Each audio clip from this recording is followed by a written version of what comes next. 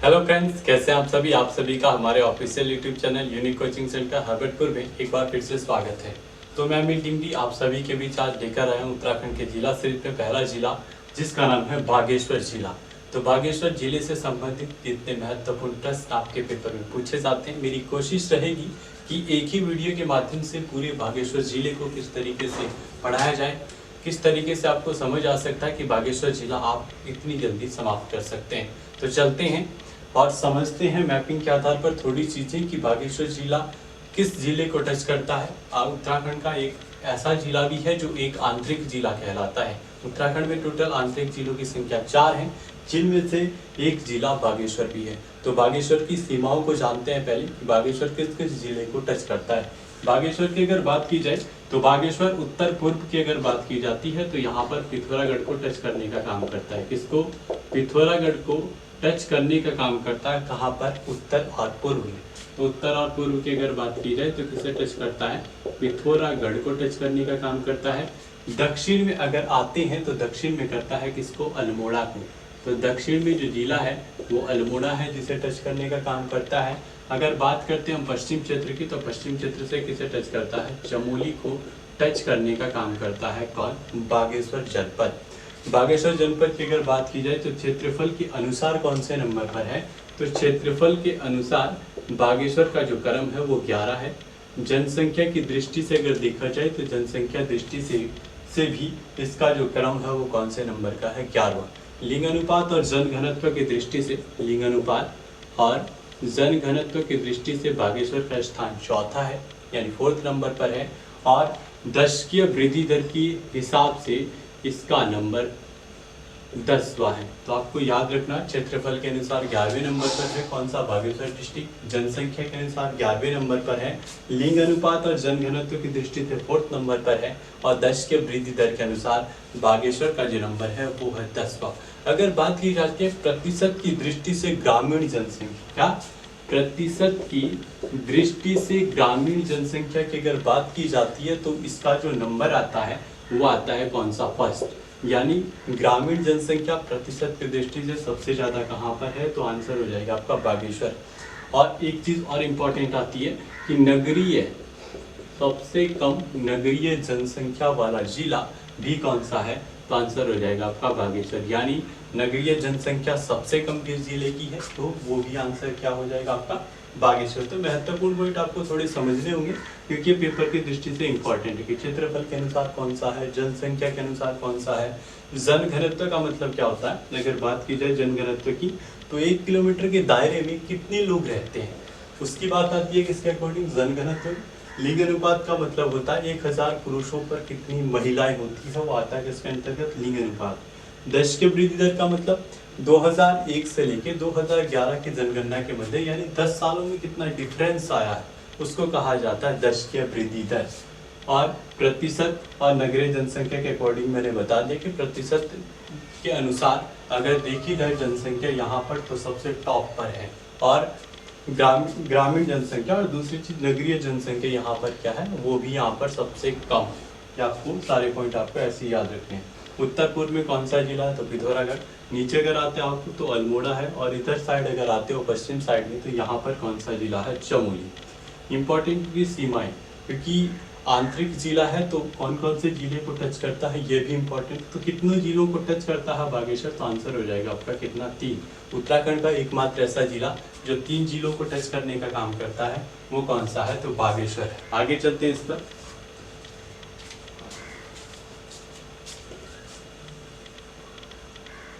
आगे अगर बात की जाए तो आगे क्या खास है इसमें? अगर उत्तरी और दक्षिणी सीमा की बात करते हैं बागेश्वर में, अगर हम उत्तर दिशा की ओर जाते हैं, दक्षिण दिशा की ओर जाते हैं तो कौन कौन सी चीजें यहाँ पर प्रमुख होती है? तो उत्तर में एक चीज है इसके जिसका नाम है सूरज कुंड। इंपॉर्टेंट है कि बागेश्वर के उत्तरी दिशा में कौन सा कुंड है? तो आंसर हो जाएगा सूरज कुंड। और दक्षिणी क्षेत्र में कौन सा कुंड है? तो आंसर हो जाएगा आपका वो है अग्निकुंड। तो सूरज कुंड किस दिशा में है? तो आपका आंसर हो जाएगा किस दिशा में? सूरज कुंड पिथौरागढ़ में है। और अगर पूछा जाए आपसे कि सूरज कुंड किस दिशा में? जिस दिशा में उत्तर दिशा में और पिथौरागढ़ के समीप माना जाता है। और अग्निकुंड की अगर बात की जाए तो अग्निकुंड अल्मोड़ा जनपद के समीप आता है, लेकिन बागेश्वर का दक्षिणतम बिंदु किसे कहा जाता है? अग्निकुंड को। और उत्तरी बिंदु किसे कहा जाता है? सूरजकुंड को। बात आती है नीलेश्वर और भिलेश्वर पर्वत। बागेश्वर किन दो पर्वतों के मध्य स्थित है? ये इंपॉर्टेंट पॉइंट है। तो नीलेश्वर और भिलेश्वर पर्वतों के मध्य स्थित है कौन सा? बागेश्वर। तो भिलेश्वर कहाँ पर है और नीलेश्वर कहाँ पर है? तो भिलेश्वर पर्वत आपका आता है कौन सी दिशा में? पश्चिम दिशा में, सॉरी पूर्व दिशा में।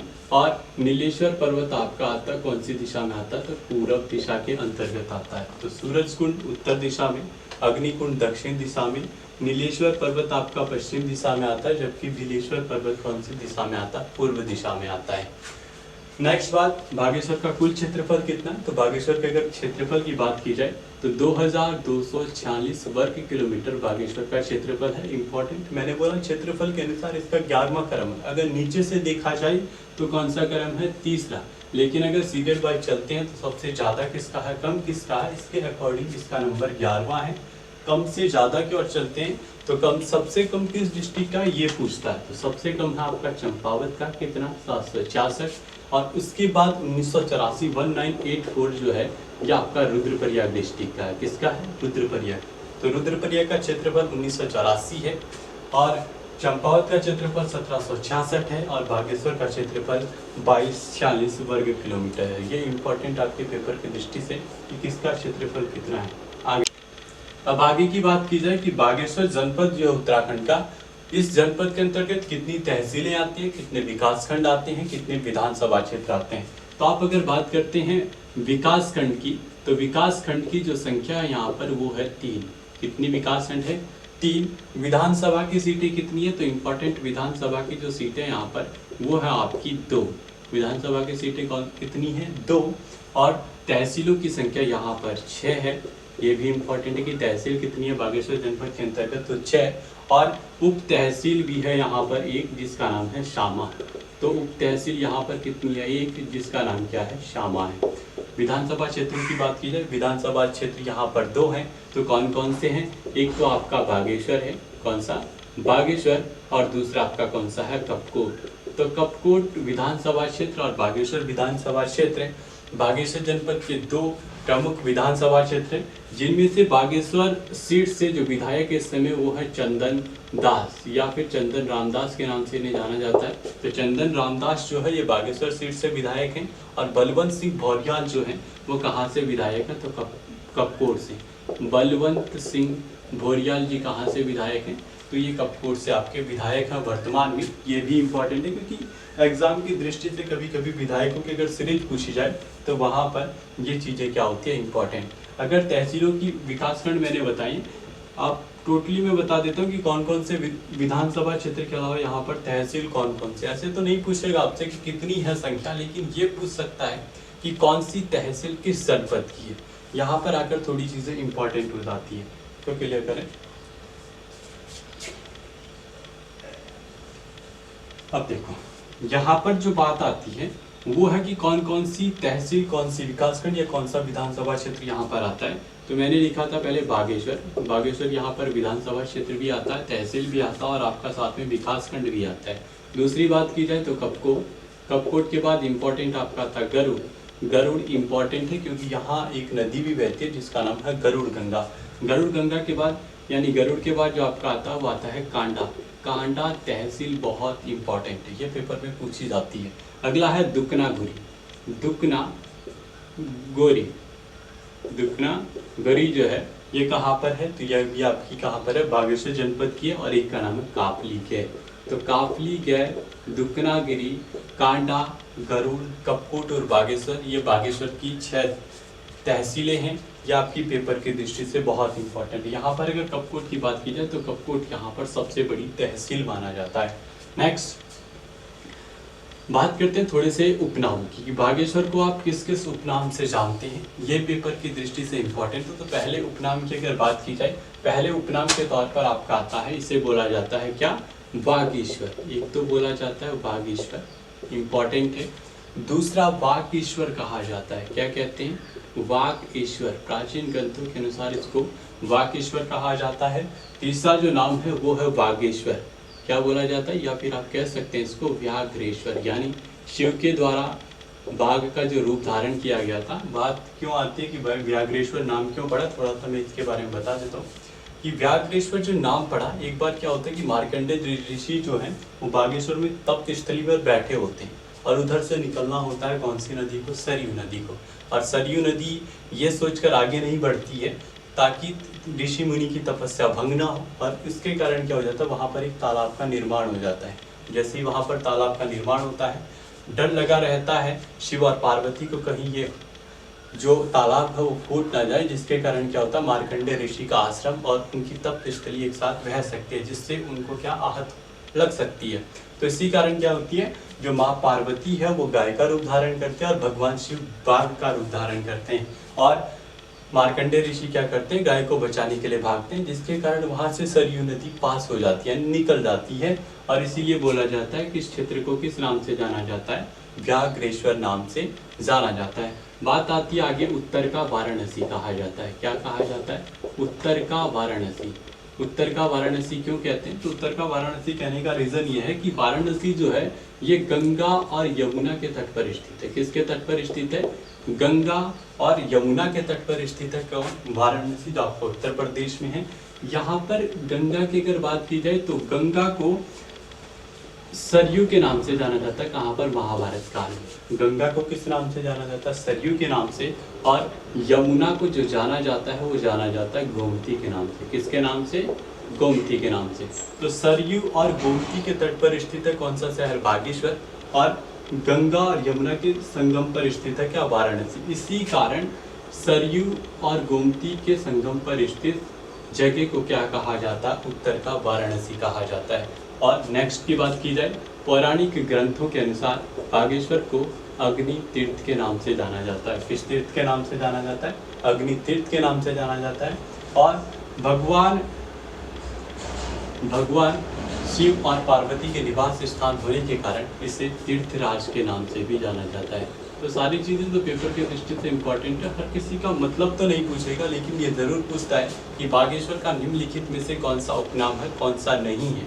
मानसखंड के अनुसार इसे नीलगिरी कहा जाता है। क्या कहा जाता है, नीलगिरी के नाम से जाना जाता है। और नीलगिरी को मानसखंड के अनुसार बहुत पवित्र स्थान माना जाता है। यहाँ पर पितरों का भी पूजन किया जाता है। और नीलगिरी किसे कहा जाता है, बागेश्वर का उपनाम है। कहाँ पर, मानसखंड के अनुसार। ये भी इम्पोर्टेंट आपके पेपर के लिए। तो बागेश्वर के उपनामों में बागेश्वर, वागीश्वर, व्याघ्रेश्वर, उत्तर का वाराणसी गंगा और यमुना के कहने पर, यानी गंगा को सरयू कहा जाता है और यमुना को गोमती कहा जाता है महाभारत काल के अनुसार। अग्नितीर्थ कहा जाता है पौराणिक ग्रंथों में। शिव और पार्वती के निवास स्थान होने के कारण तीर्थराज कहा जाता है। और मानसखंड में बागेश्वर को किस नाम से जाना जाता है, तो नीलगिरी के नाम से जाना जाता है। नेक्स्ट पॉइंट की बात की जाए, नेक्स्ट पॉइंट की बात अगर की जाती है तो बागेश्वर 3 जनपदों को टच करता है, पिथौरागढ़, अल्मोड़ा और चमोली। तो इनके मध्य कौन कौन से दर्रे हैं जो आपके पेपर की दृष्टि से इंपॉर्टेंट आते हैं। अगर चमोली और बागेश्वर की बीच की बात की जाए, यहाँ पर ये पूरा क्षेत्र जो है ये चमोली के अंतर्गत आता है। ऊपर वाला साइड पिथौरागढ़, कुछ क्षेत्र यहाँ पर चमोली का भी डिवाइड होता है। तो पिथौरागढ़ को अगर हम इस तरीके से इधर भी लिख सकते हैं, और दूसरी चीज इसका अगर कुछ एरिया बोला जाए तो आप यहाँ पर इसको ऐड कर सकते हैं। तो पिथौरागढ़ और बागेश्वर के बीच में कौन सा दर्रा है, ये इंपॉर्टेंट है। तो पिथौरागढ़ और बागेश्वर के बीच में एक दर्रा है जिसका नाम है ट्रेल पास। कौन सा, ट्रेल पास दर्रा। ये इंपॉर्टेंट है पेपर की दृष्टि से।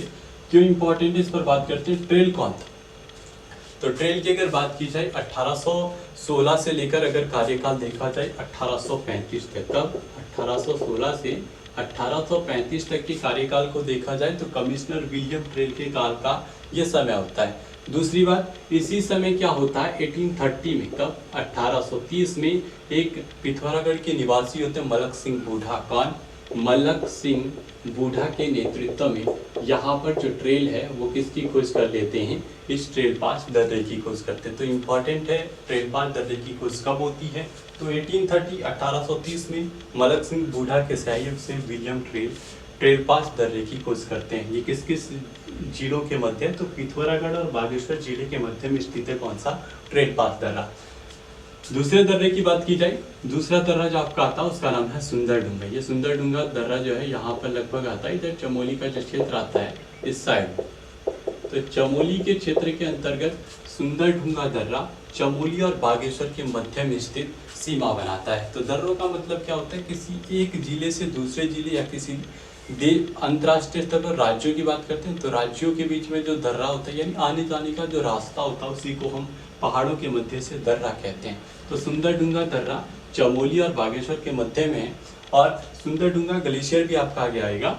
और दूसरी चीज क्या है, ट्रेल पाथ दर्रा पिथौरागढ़ और बागेश्वर के मध्य में स्थित है।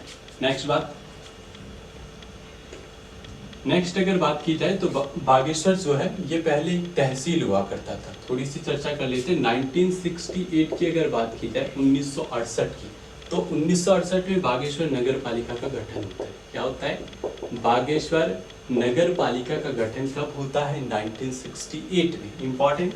नेक्स्ट 1974 में 1974 में क्या होता है कि बागेश्वर को एक तहसील बना दिया जाता है, किसकी, अल्मोड़ा की। तो अल्मोड़ा की तहसील के रूप में बागेश्वर कब कार्य करता है, तो 1974 में। इसके बाद क्या होता है, 1974 के बाद 1976 में बागेश्वर को एक परगना बना दिया जाता है। परगना कब बनता है, 1976। तो नगर पालिका 1968 में बनती है, तहसील 1974 में बनती है और 1976 में बागेश्वर को क्या बना दिया जाता है, परगना बना दिया जाता है। आगे बात की जाए 18 सितंबर की डेट आती है 18 सितंबर 1997। 18 सितंबर 1997 को बागेश्वर को उत्तराखंड का एक जिला बना दिया जाता है। तो उत्तराखंड का जिला कब बनता है बागेश्वर, तो आपको डेट याद रखनी है 18 सितंबर 1997 को उत्तराखंड के जनसंख्या के अनुसार 11वां, क्षेत्रफल के अनुसार भी 11वां जिला बागेश्वर का गठन हो जाता है। और गठन किससे टूटकर होता है अगर आपसे पूछा जाए तो वो है अल्मोड़ा जनपद। कौन सा जनपद, अल्मोड़ा जनपद से टूटकर बागेश्वर जिले का गठन हो जाता है। नेक्स्ट बात की जाए, नेक्स्ट इंपॉर्टेंट क्या है, तो अब यहाँ पर कौन कौन सी जगह है यानी पर्यटक स्थलों की अगर बात की जाए कौन कौन से मंदिर है, सारी चीजें आपकी मैपिंग के आधार पर अगर थोड़ा सा मैं समझाऊं तो यहाँ पर इसको थोड़ा क्लियर करते हैं। क्लियर करने के बाद मैपिंग को मैं थोड़ा सा बड़ा बना लेता हूँ, यानी बेसिक ऐसा ही मैप है, वैसे डायग्राम ऐसा नहीं है लेकिन मैं समझाने के लिए इस तौर पर बना रहा हूँ। यहाँ पर अगर देखा जाए तो सबसे इधर कौन सी जगह है, तो उसका नाम है कौसानी। कौसानी के बारे में डिटेल से अभी समझाऊंगा। सबसे बैक साइड में यानी पश्चिम दिशा के अंतर्गत कौन सी जगह है, तो उसका नाम है कौसानी। कौसानी के बाद अगर थोड़ा आप इधर आते हो तो इधर है गरुड़।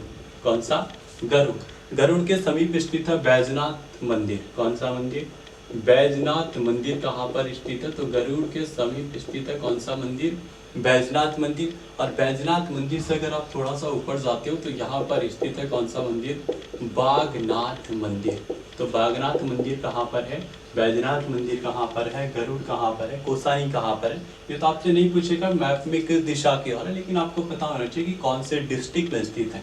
आगे चलते यहाँ पर एक गाँव आता है जिसका नाम है खाती गाँव। कौन सा गाँव, खाती गाँव, जो बागेश्वर जनपद का एक सबसे महत्वपूर्ण गांव में इंपॉर्टेंट आता है। दानपुर घाटी भी इसे कहा जाता है, किसको, बागेश्वर को। कहीं कहीं पर आपने सुना होगा कि दानपुर घाटी अल्मोड़ा को भी कहा जाता है। दानपुर घाटी तो अल्मोड़ा को कहा जाता है, लेकिन दानपुर क्षेत्र के नाम से किसे जाना जाता है, तो बागेश्वर को जाना जाता है। नेक्स्ट बात की जाए, यहाँ पर एक जगह आती है लोहार खेत। कौन सा, लोहार खेत इंपॉर्टेंट है। लोहार खेत के बाद यहाँ पर कपकोट आता है। कपकोट के बाद इसी के समीप आती है आपकी कांडा तहसील आती है। कांडा के बाद अगर देखा जाए ऊपर जो ग्लेशियर आते हैं उनमें पिंड।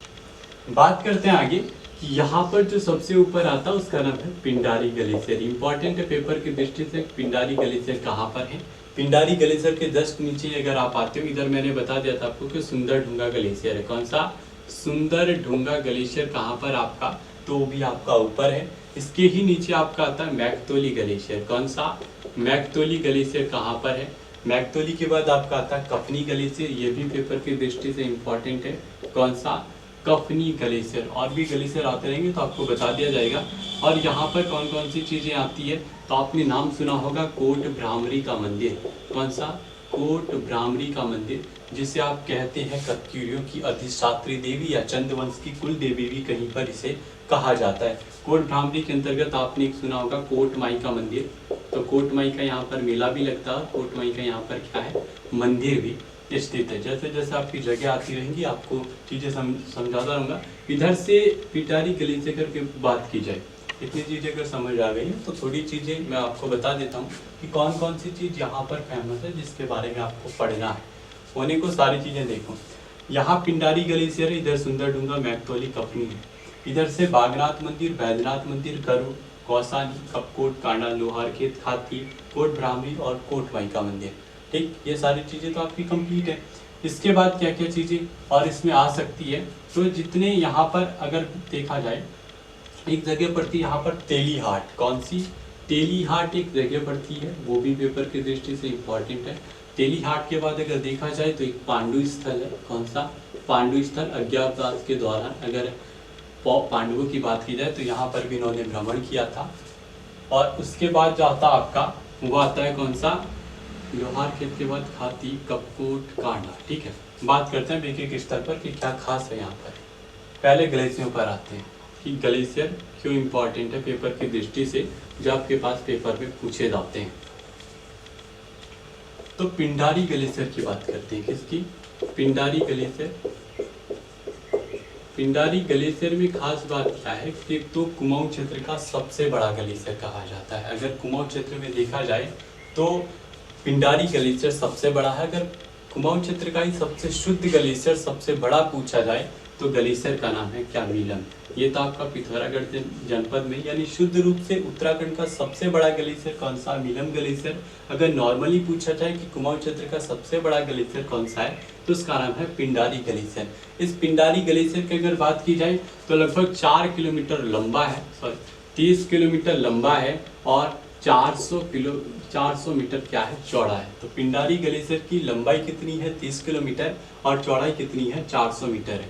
यहाँ मीलम ग्लेशियर की बात कहते हैं तो कुल 16 किलोमीटर के आसपास इसे बोला जाता है। और कुमाऊं क्षेत्र का सबसे शुद्ध अगर पूछा जाए तो मीलम ही होगा। पिंडारी ग्लेशियर से एक नदी निकलती है जिसका नाम है पिंडर नदी। कौन सी नदी?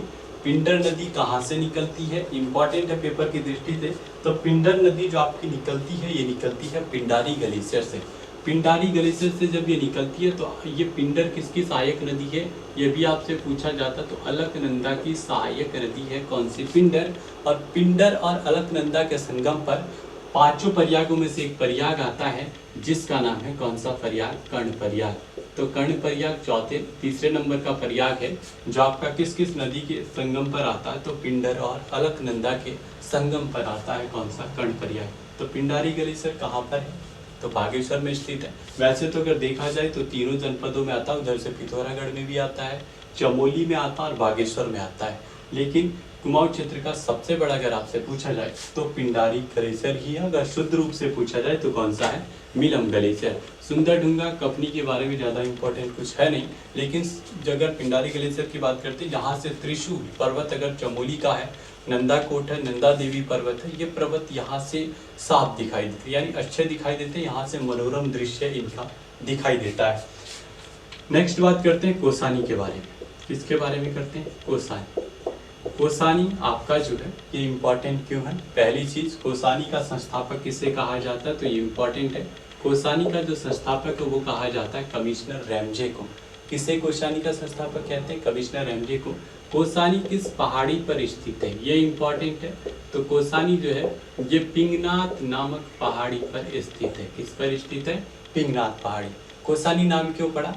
यहाँ पर एक कौशिक मुनि जो है वो तपस्या करा करते थे प्राचीन समय में, तो इसी के कारण इसका नाम क्या पड़ा? कोसानी पड़ा। स्थापना करी थी रैमजे ने पिंगनाथ पहाड़ी पर कौशिक। और ये समुद्र तल से कितनी ऊंचाई पर है? कभी अगर ये पूछा जाए तो 1890 यानी 1890 मीटर की ऊंचाई पर। कहाँ से? समुद्र तल से ऊंचाई पर है। कोसानी में ही गिरियाज चाय मिलती है। कहाँ पर? कोसानी में कौन सी चाय मिलती है? गिरियाज चाय, या फिर आप कह सकते हैं गिरियाज टी कहाँ की प्रसिद्ध है? तो कोसानी, क्योंकि कोसानी में चाय का उत्पादन भी किया जाता है। यहाँ पर बात एक चीज आती है कि कोसानी पिंगनाथ पहाड़ी पर स्थित है। यहाँ पर गांधी जी आते हैं। कब? 1929 में गांधी जी का जो प्रवास होता है इसी कोसानी क्षेत्र में होता है। और कोसानी में ही ये 12 दिन तक रहते हैं। कौन? गांधी जी। और कोसानी को कहते हैं 12 दिन के प्रवास के अंतर्गत क्या? भारत का स्विट्जरलैंड। तो भारत का स्विट्जरलैंड की संज्ञा गांधी जी ने किसे दी थी? तो आंसर हो जाएगा कोसानी को। और कोसानी कहाँ पर है? बागेश्वर जनपद में स्थित है, जिसे भारत का स्विट्जरलैंड। गांधी जी ने अपनी एक पुस्तक यंग इंडिया के माध्यम से कहा था। कौन सी? यंग इंडिया का जब ये लेख लिख रहे थे यहाँ पर, तो इन्होंने इस पुस्तक के माध्यम से कोसानी को भारत का स्विट्जरलैंड कहा था। कोसानी का प्राचीन नाम क्या है? इंपॉर्टेंट आता। तो कोसानी का जो प्राचीन नाम है वो क्या है? बलिना। क्या बोला जाता है कोसानी को? प्राचीन नाम के अंतर्गत बलिना कहा जाता है। इतने ही पॉइंट कोसानी से रिलेटेड जो आपके पेपर की दृष्टि से इंपॉर्टेंट है, आपके पास पूछे जाते हैं। नेक्स्ट बात की जाए कोट भ्रामरी की, जहाँ पर मैं बात कर रहा, तो कोट भ्रामरी जो मंदिर है यहाँ पर, या कोट भ्रामरी जो जगह है, ये कत्यूरियों की क्या बोली जाती है? कुल देवी कहा जाता है। आगे करते हैं यहाँ पर बात इंपॉर्टेंट सरयू नदी की। कौन सी नदी? सरयू नदी यहाँ पर इंपॉर्टेंट है। इस सरयू नदी को कुमाऊं क्षेत्र की सबसे पवित्र नदी कहा जाता है। तो कुमाऊं क्षेत्र की पवित्र नदी कौन सी है? सरयू नदी। और सरयू नदी कुमाऊं की पवित्र क्यों कहलाती है? आपने एक नाम सुना होगा, 13-14 जनवरी 1921 को। कब? 13-14 जनवरी 1921 को एक कूली बेगार प्रथा का अंत होता है। तो उत्तराखंड में कूली बेगार प्रथा का अंत कब होता है? तो 13-14 जनवरी को होता है क्या? कूली बेगार प्रथा का अंत है। तो इसका नेतृत्व कौन करते हैं? तो बद्रीदत्त पांडे के बारे में आप सभी जानते हैं। बद्रीदत्त पांडे, जिन्हें कुर्मांचल केसरी के नाम से जाना जाता है, जिनका जन्म हरिद्वार में हुआ था 1882 में, उसी कूली बेगार प्रथा के जो रजिस्टर होते हैं, इनके नेतृत्व में इस नदी में बहा दिए जाते हैं, जिसके कारण इस नदी को कुमाऊं की पवित्र नदी कहा जाता है। कब? 13-14 जनवरी 1921। और इसी को ही गांधी जी ने रक्तहीन क्रांति के नाम से भी संबोधित किया था। और यहाँ पर 13-14 जनवरी को मकर संक्रांति के दिन प्रत्येक वर्ष एक मेला लगता है, जिसका नाम है उत्तरायणी मेला। कौन सा? उत्तरायणी मेला किस जनपद में लगता है? तो उत्तरायणी मेला आपका बागेश्वर में लगता है। किस रीजन के कारण लगता है? तो 13-14 जनवरी 1921 को जो कूली बेगार प्रथा के रजिस्टर पानी में बहा दिए जाते हैं, उस रीजन के कारण यहाँ पर ये मेला लगता है। उत्तरायणी मेला कब लगता है? तो मकर संक्रांति के दिन लगता है। ये भी आपका इम्पॉर्टेंट है। होली के लगभग 4-5 दिन तक लगता है, या 4-5 दिन बाद भी लग सकता है। ये चीजें आपके लिए क्या होती है? इम्पोर्टेंट। नेक्स्ट, सरयू नदी के बाद बात इंपॉर्टेंट यहाँ पर आती है बैजनाथ मंदिर की। किसकी? बैजनाथ मंदिर। बैजनाथ मंदिर में एक तो इम्पोर्टेंट है कि आदमकद पार्वती की मूर्ति है। ये इम्पोर्टेंट आता है कि आदमकद पार्वती की मूर्ति कहाँ पर है? तो आदमकद पार्वती की जो मूर्ति है वो आपकी कौन से धाम में है? तो यहीं बैजनाथ धाम या फिर बैजनाथ मंदिर के अंतर्गत आती है। बैजनाथ मंदिर किस किस नदी के तट पर है? ये भी इम्पोर्टेंट है। तो एक तो आती है आपकी गरुड़ गंगा। कौन सी? गरुड़ गंगा और गोमती के तट पर स्थित है कौन सा? आपका बैजनाथ मंदिर। इम्पोर्टेंट, गरुड़ गंगा और गोमती के तट पर कौन सा शहर स्थित है या कौन सा मंदिर स्थित है? तो आता आपका बैजनाथ मंदिर। बैजनाथ मंदिर का निर्माण किसने कराया था? तो कत्यूरी शासकों के द्वारा इसका निर्माण किया गया था। किसके द्वारा? कत्यूरी शासकों के द्वारा बैजनाथ मंदिर का निर्माण। बागनाथ मंदिर की बात करते हैं कि बागनाथ मंदिर क्यों इम्पोर्टेंट है। बागनाथ मंदिर जो है, मैंने स्टार्टिंग में बोला था कि शिव के व्याघ्र रूप धारण करने के कारण इसे व्याघ्रेश्वर या बागनाथ के नाम से भी जाना जाता है। किसको? आपका बागेश्वर जनपद पड़ता है। तो बागनाथ मंदिर यहाँ पर इम्पोर्टेंट है। कत्यूरी शासकों के द्वारा बोला जाता है। अगर आपने भूदेव का नाम सुना हो तो भूदेव के प्रस्तर अभिलेख में लिखा है कि 1450 के आसपास, कब? 1450 के आसपास इस मंदिर का निर्माण किसके द्वारा? भूदेव के द्वारा भी कहीं पर बोला जाता है, कहीं पर यह बोला जाता है कि कत्यूरी शासकों के द्वारा इसका निर्माण किया गया था। यही बागनाथ मंदिर उत्तराखंड में सरयू और गोमती नदी के तट पर स्थित है। कौन सी नदी के तट पर स्थित है? तो सरयू और गोमती नदी के तट पर स्थित है कौन सा मंदिर? बागनाथ मंदिर। इसका पुनरुद्धार कहीं पर 1602 दिया है, 1602 दिया है। तो 1602 में अगर बोला जाता है तो लखुली बिराली के नाम से प्रसिद्ध चंद्रवंश के शासक लक्ष्मी चंद के द्वारा इसका पुनरुद्धार माना जाता है। तो लक्ष्मी चंद जो है चंद्रवंश के शासक, शक्ति गोसाई के छोटे भाई रुद्रचंद के बेटे के रूप में जाने जाते हैं, जिन्होंने इस मंदिर का क्या कराया था? पुनरुद्धार कराया था। तो बागनाथ मंदिर किस किस नदी के तट पर है? सरयू और गोमती के तट पर। निर्माण कत्यूरी शासकों के द्वारा कब कराया गया? तो 1450 के अंतर्गत। 1602 में बोला जाता है कि लक्ष्मी चंद के द्वारा इस मंदिर का जीर्णोद्धार कराया गया था। आगे बात करते हैं कि इसमें क्या क्या इंपॉर्टेंट और बागेश्वर में सारी चीज़ें मैं एक जगह लिख देता हूँ ताकि आपको चीज़ें याद रहें कि क्या यहाँ का फेमस है जो पेपर में आपसे पूछा जाता है। यहाँ पर स्थित है कौन सा आश्रम, तो सरला बहन के द्वारा, कौन सा आश्रम, सरला बहन के द्वारा एक आश्रम की स्थापना की गई थी जिसका नाम है लक्ष्मी आश्रम।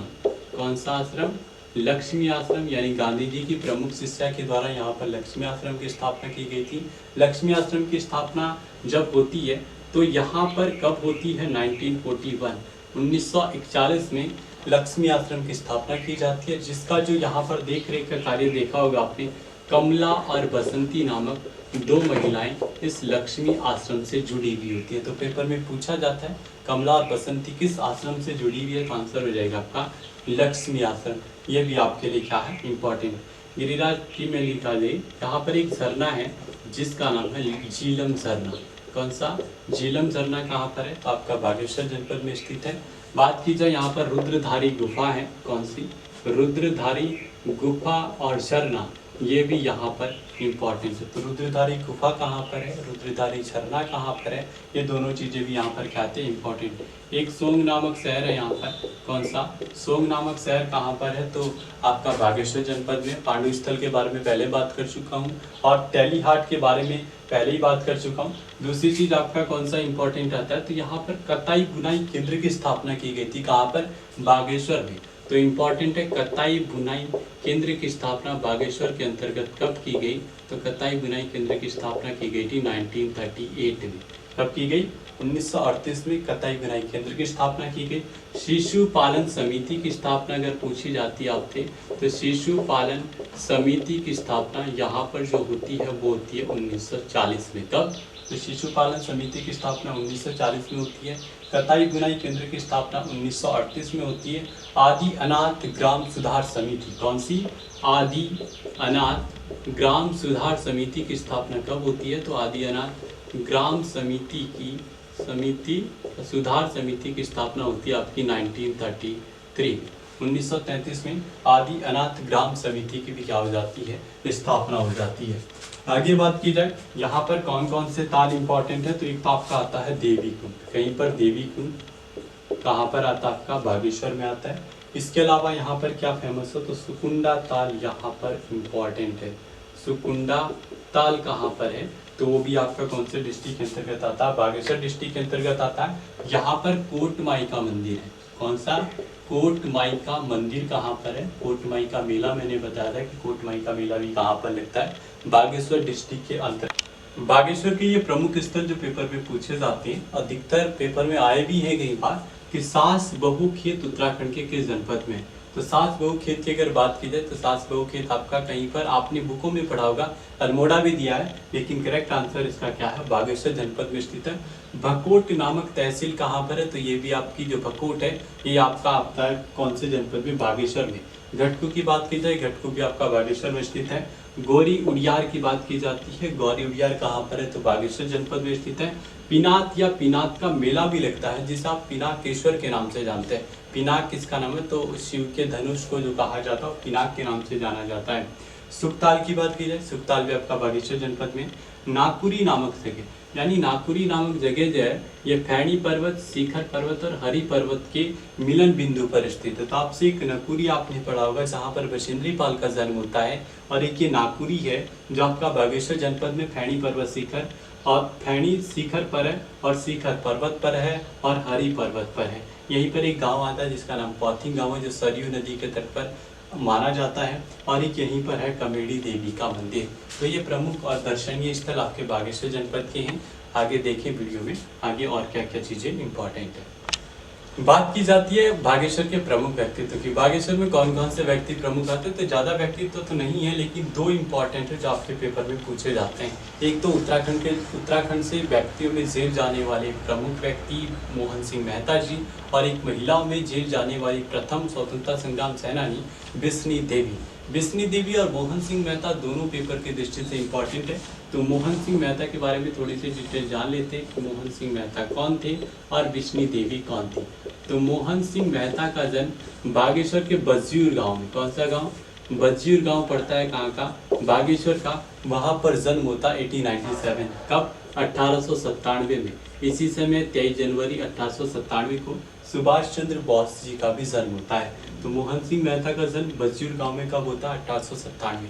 बज्जूर गांव में जब ये पैदा होते हैं उसके कुछ समय बाद उत्तराखंड के स्वतंत्रता संग्राम सेनानी में अगर कोई व्यक्ति प्रमुख आता उत्तराखंड से तो मोहन सिंह मेहता आते। क्यों? क्योंकि पहली बार जेल जाने वाले उत्तराखंड के पुरुष कौन थे? तो पहली बार अगर कोई जेल गया है तो वो है कौन? मोहन सिंह मेहता जी। इंपॉर्टेंट। नेक्स्ट बात की जाए इनके द्वारा, जो मैंने इससे पहले लिखा है, शिशुपालन समिति की स्थापना 1940 में होती है। कताई बुनाई केंद्र की स्थापना 1938 में होती है। ग्राम अनाथालय ग्राम सुधार समिति की स्थापना 1937 के आसपास होती है। वो सारी चीजें कौन करते हैं? मोहन सिंह मेहता के द्वारा की जाती है। 1921 में क्या करते हैं? कुमाऊं परिषद की एक शाखा का गठन ये बागेश्वर क्षेत्र के अंतर्गत कर देते हैं, ताकि लोगों को जागरूक किया जाए और लोगों को समझाया जाए कि किस तरीके से जो अत्याचार हमारे ऊपर हो रहे हैं उनका सामना हम कैसे कर सके। तो मोहन सिंह मेहता से रिलेटेड पहली बार जेल जाने वाले उत्तराखंड के व्यक्ति मोहन सिंह मेहता। जन्म कहाँ पर होता है? ये इंपॉर्टेंट है। 1897 में बागेश्वर के बज्जूर गांव में इनका जन्म होता है। शिशुपालन समिति की स्थापना, कताई बुनाई केंद्र की स्थापना, वो मैं स्टार्टिंग में आपको एक बार बता चुका हूँ। वो सभी काम भी किसने किए थे? मोहन सिंह मेहता के द्वारा किए गए थे। आगे बात करते हैं बिश्नी देवी शाह। बिश्नी देवी शाह उत्तराखंड से जेल जाने वाली पहली स्वतंत्रता संग्राम सेनानी महिला है। कौन? बिश्नी देवी। अगर बात की जाए तो बिश्नी देवी से पहले जो है वो जा चुकी थी कौन? दुर्गा देवी। दुर्गा देवी पेड़ों के विरुद्ध में या वन कानून का विरोध करने के विरुद्ध में कहाँ पर जेल गई थी? लेकिन अगर स्वतंत्रता संग्राम सेनानी आपसे पूछी जाए तो उसका नाम है बिश्नी देवी। बिश्नी देवी का जन्म होता है 1902 में। कहाँ पर? बागेश्वर जनपद के अंतर्गत बिश्नी देवी का जन्म कब होता है? तो 1902 में होता है। तो प्रमुख व्यक्तित्व की ये बागेश्वर जनपद से जो सीरीज थी वो खत्म हो चुकी है और आपका बागेश्वर जनपद भी लगभग इस तरीके से